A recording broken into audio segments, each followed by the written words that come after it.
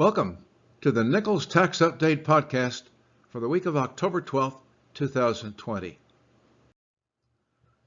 This program is produced to provide current information about developments in United States tax law, cases, rulings, IRS pronouncements, and expert comments on hot topics. You are receiving it as a member benefit from the South Carolina Association of CPAs. My commentary is necessarily brief, and you should consult appropriate authority before taking a position on any item discussed in the program. I acknowledge the value and the fact that I refer to and quote heavily based on my subscription to Tax Notes Today. Tax analysts, the preeminent source of information for tax professionals in preparation of this program. So much for the credits. Let's see what's in this edition.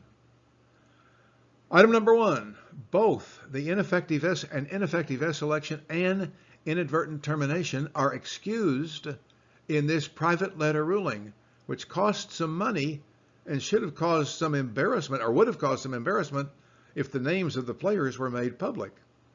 Next, a windfall elimination agreement between the U.S. and Canada limits the availability of dual retirement benefits to a holder of dual U.S.-Canada citizenship. You can collect Social Security benefits, or you can collect Canada Pension Plan benefits, but not both at the same time. Next, only here, only in the United States of America, would your government issue preliminary final regulations on withholding on the sale of a partnership interest. We'll take a look at the complexity of that regulation, and perhaps then you'll know why it's still preliminary and not final. Finally, 3 donut shop owners, father, mother, son, are indicted on tax evasion charges, and the potential penalties just for prison time alone would seem to me to make it not worth it.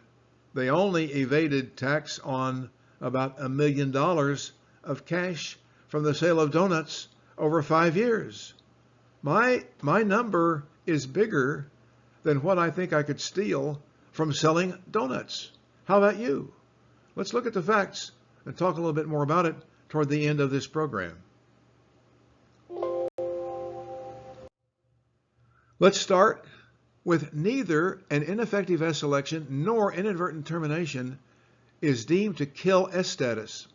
They got bad advice, but the IRS is willing to forgive the bad advice if you're willing to pay the fee and pay the professional fee to produce a ruling request. This ruling was needed because the advisors did not understand the full application of the check the box regulation. They thought they could just check the box and turn a partnership into an S Corp. Not so fast. When a limited liability partnership checked the box to become an S Corp, the partnership agreement would have created, the partnership agreement which becomes the S Corporation bylaws, would have created more than one class of stock with different distribution and voting rights. So you cannot just check the box and turn a partnership into an S Corp. You must look at the partnership agreement to make sure that it doesn't contain provisions which would be antithetical to operating as an S Corp.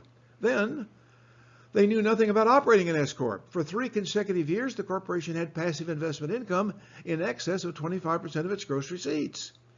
And at the close of those same 3 consecutive taxable years, it maintained significant accumulated E&P.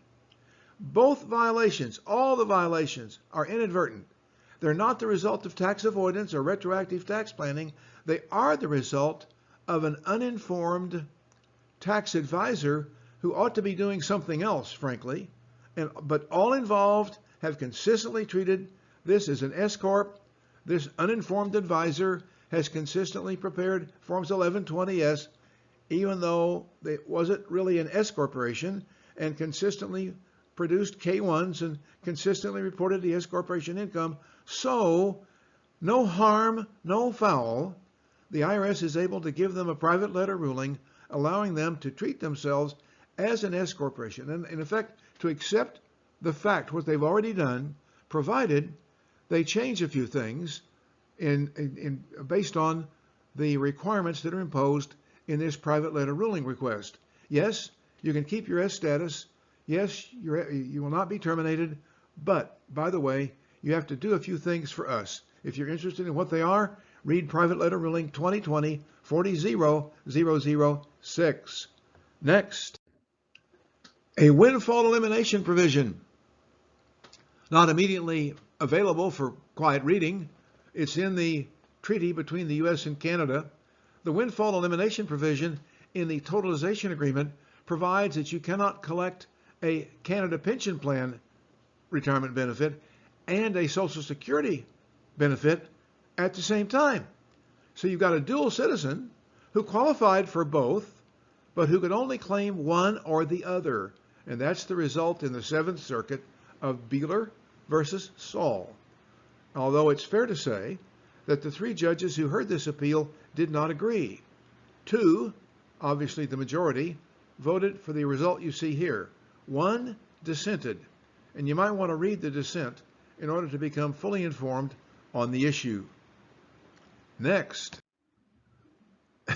only in the United States of America would your government give you a preliminary version of final regulations on how much tax to withhold when a foreign taxpayer sells an interest in a U.S. partnership.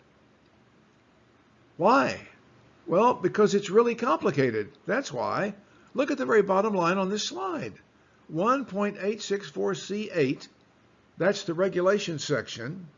Then within the regulation, it's section 1C2, 2i. 1, 2, 3, 4, 5 paragraphs deep in the regulation. That's about as deep as regulation sites go. So this preliminary version of the final regulations says that the partnership must provide a statement to the selling partner, the transferor partner, including information on how the withholding was calculated.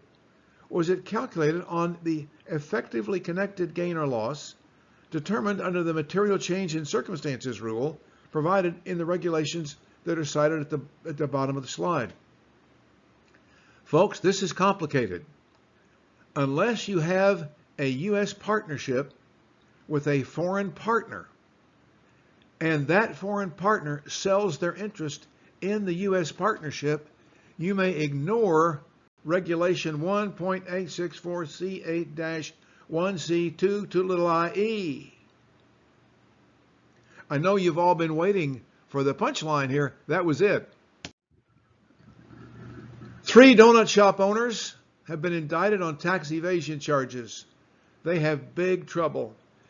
Just the legal fees to find a lawyer to defend you on tax evasion charges are about $25,000 just to get the lawyer to return your phone calls. So these folks are in deep grease.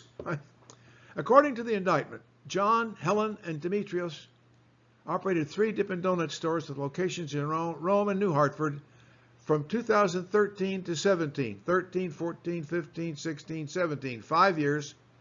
The defendants allegedly concealed more than $1 million in cash by depositing the cash directly into their personal bank accounts, giving their accountant incomplete information, and causing the accountant to prepare, because the accountant didn't know, file false individual and corporate tax returns.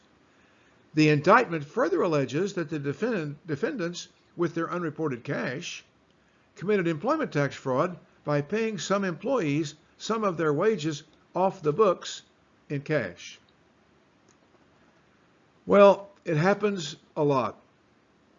Sole proprietors, family-owned businesses in retail have a close proximity to the cash register. My customer has just given me a $100 bill. If I put it in the bank, it's gone. And it's in my income. And I got to pay tax on it. If I put it in my pocket, who's going to know? That's the temptation.